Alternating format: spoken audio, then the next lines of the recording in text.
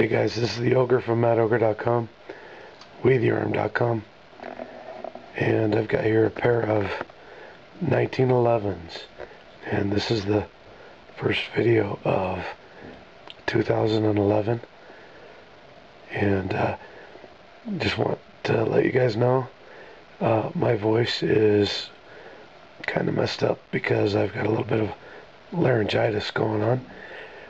So when everybody on YouTube is saying I sound like Nicolas Cage, well, I'm now told that I sound like Rorschach from The Watchmen. So, whatever the hell that means. Anyway, I got here old and new 1911s. This right here, old Springfield 1911. This is your mil-spec GI standard, just like I was issued when I was in the military. 45 1911. It's a beautiful thing. You can see the wear marks. You can see the imperfections of a lot of carry, a lot of use. And, this is one of my favorite 1911s. It fits the hand so well that I can point the gun naturally, and the sights just immediately line up with no thought. The short trigger, the rounded mainspring housing, everything just goes together to make a gun that is about as organic to my hand as possible.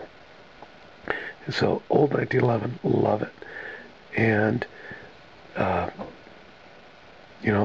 being the 100th year anniversary now of the 45 1911 and the Utah State gun, that right there is a beautiful thing. I love it very much. Now this guy here, this is my newest.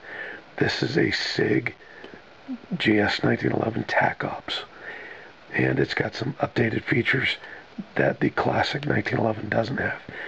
You've got the wider ejection port, you've got frame rails, you've got the Novak style combat sights, tritium night sights in there. You've got the flat mainspring housing. You've got a magwell funnel to help reloads, ambidextrous safety, and a little longer trigger. One thing I like about the SIG 1911s is that they retain the GI style guide rod. So you don't have that full-length guide rod that makes assembly and disassembly difficult.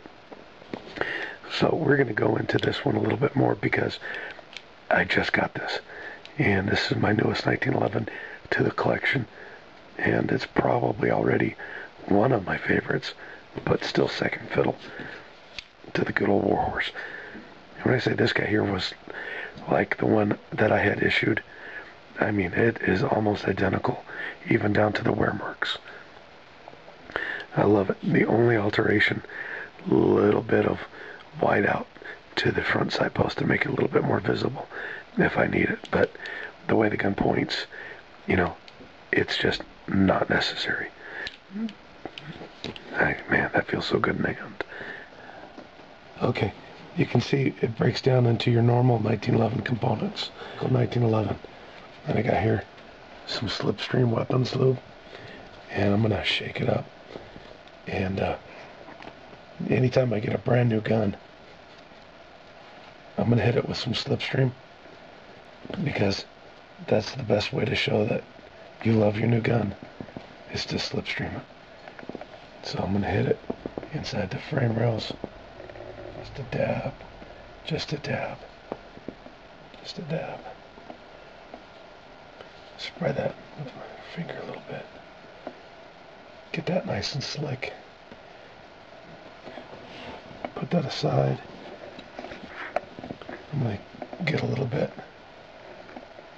on the links here on the barrel. And you can see Slipstream is kind of black, super slick because of those nanoparticles that we use. Put some Slipstream on the linkage, and I apologize if the camera angle is not quite correct. I'm using an amateur photographer to help me out here. Hey, but the one thing I like to do when I'm at that point is I like to throw it on safety. It keeps the slide from moving around. Put the bushing in. Before you put in the bushing, let's hit that with a little bit of oil right there. Give it a drop and work that around. Put that right in there. Rotate that to the proper position. And since I got some oil on my fingers, I'm just gonna hit that right there.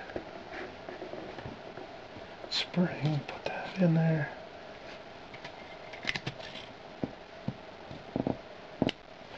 There we go.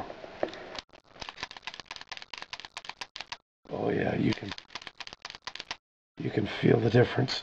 You might not be able to hear it on the camera,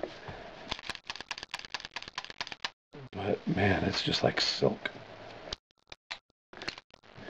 I'm gonna throw a little bit on the barrel.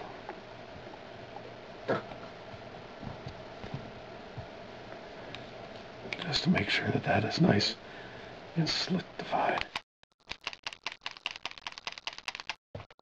That is a beautiful thing. And now I've got oil all over the outside of the gun. All I have to do now is wipe that off and wipe off a little bit of the oil that is bleeding out, the excess, which is not a problem. And you got a slipstreamed 1911. Okay, here we go. We got it wiped down using a lint-free shop cloth. And I'll actually put up a link. The guy who gave them to me, if he wants, I'll put up a link to how you can order some of these. These are really good.